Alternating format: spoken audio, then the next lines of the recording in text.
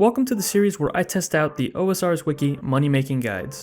I started this series almost a year ago, and since then we've tried out multiple methods even if they're a little silly, such as picking bananas or even flax. If you enjoy these types of videos, then feel free to check out the playlist that I've made for them, and feel free to leave a suggestion down in the comments for a method that you'd like to see tested. With that being said, let's get into the video. So for today's video, we'll be taking a look at a moneymaker that I've tried in the past. It's actually been over a year since I've tried this, but today we'll be tanning red Dragonhide. Now the last video that I did was over black Dragonhide, but I did some price checking and I found out that red Dragonhide had the best margins right now. So make sure you do some price checking before trying out this moneymaker so that you can get the best margins on the best Dragonhide.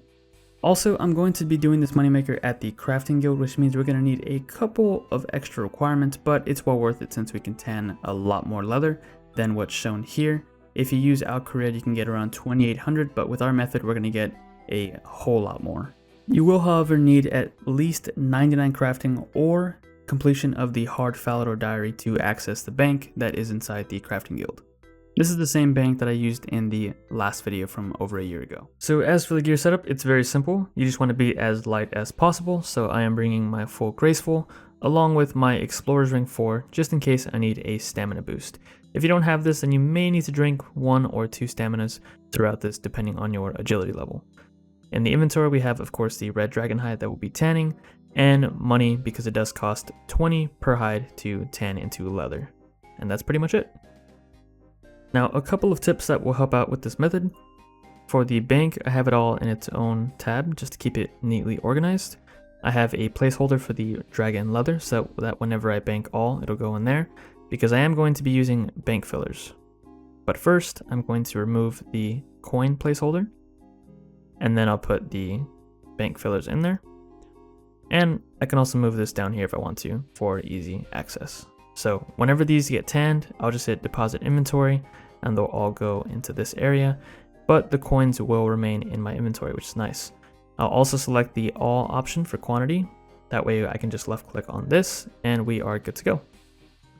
I can also put a screen marker over the deposit inventory button if I want to make it a little bit easier. And something that I should have done in the last video was mark the NPC that is located at the top of the staircase, named Tanner. To do this, I simply head over to the NPC Indicators plugin in Runescape, go to NPCs to highlight, and type in the name Tanner. I believe you can also hold Shift and right click on Tanner to tag him that way, but I just decided to do it through the plugin. By the way, this whole bank filler setup isn't really necessary. You could just leave it on all, and then whenever you have a full inventory of leather, click on the leather and then click on this and you're also good to go. But I've become used to this style that I have right here for different moneymakers, and it's just nice to have them close together like this, so I can just hit the deposit inventory and then move it up just a little bit and click that instantly. But again, you don't need this. You could also put a screen marker on the red tan if you wanted to, the red Dragonhide. Probably won't save you a crazy amount of time, but I mean, if you plan on doing this for a very, very long time, then I guess all that small time will add up. Marking Tanner is probably going to be the biggest help over the last video that I did over this. Just because there were a couple times where it took me a while to see like where he was at. So now that he's marked, we should be able to tan a little bit more, hopefully. I guess it also depends with RNG as to where he's at in the room. Because if he's further away, obviously it'll take longer to get to him. One thing to note about this moneymaker is that it's helpful if you have more money. That way you can buy all of it at once and you don't have to make constant trips to the GE.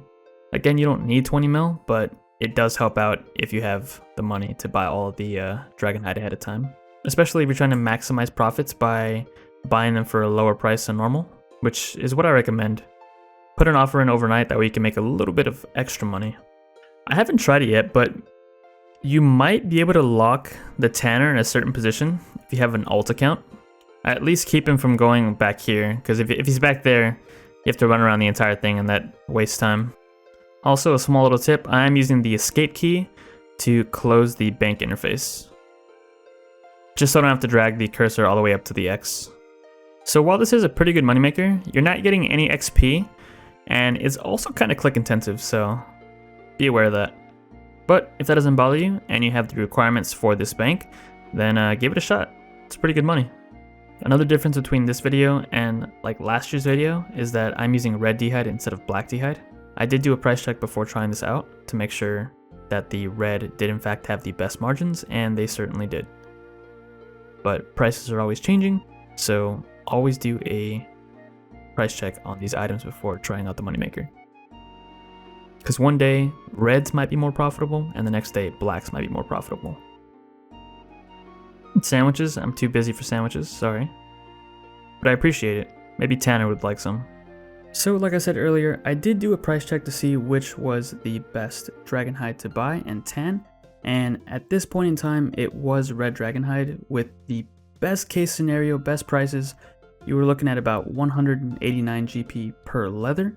But again, that is best case scenario, and you're gonna have to be really patient for that price to actually come in.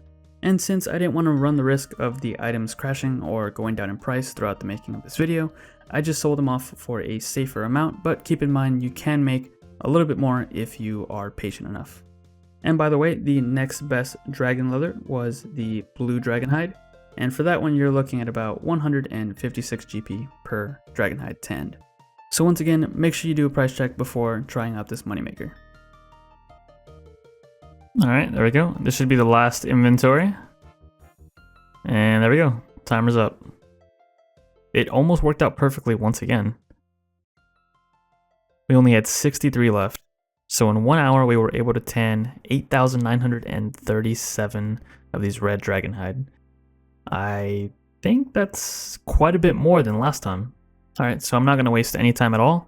I'm going to head straight over to the GE and sell off these dragon leather for the best price that I can possibly get. I might have to lower it down if they don't sell, but we'll see. So after doing a little bit of price checking, I decided to put them in there for $25.71, which was a good bit underneath the market price. I believe the actively traded market price was $26.07. So if you are patient and you're willing to risk it, then you could possibly make quite a bit more money than me, but I wanted to play it safe and made sure that these items didn't crash or anything and that I didn't lose money. And plus with these calculations, I was still able to make over $1 mil for this 1 hour. So I was very happy with putting in there for $25.71. And yeah, so as soon as I put it in there for that price, all of these sold immediately. There's just a little bit left over that we're waiting for, but it shouldn't take long. And there we go, not even a minute later and the rest of them have sold. So with this price, I was able to profit 127 GP off of each dragon leather tanned. But if you're willing to be a little patient, feel free to put them in there for the actively traded price so that you can maximize your profit and potentially get anywhere from like 160 to 170 per Dragonhide. We can now go ahead and calculate the total profit from this 1 hour. So if we take the cost of supplies, being the red Dragonhide, and the cost of tanning them, it's 21,842,028 GP. Subtract that from the money we made, which was 22,997,691 GP. We get a grand total profit of 1,155,663 GP. Now again, this was with me selling them off fairly quickly. If you want to be patient and use the Wiki's margin, which were 154 per leather, we would have made 1,376,298 GP if we had sold them for those prices. I just want to say thanks for checking out the video, and if you enjoyed it, please consider giving it a thumbs up and maybe even a subscription. And as always, I will catch you guys in the next episode.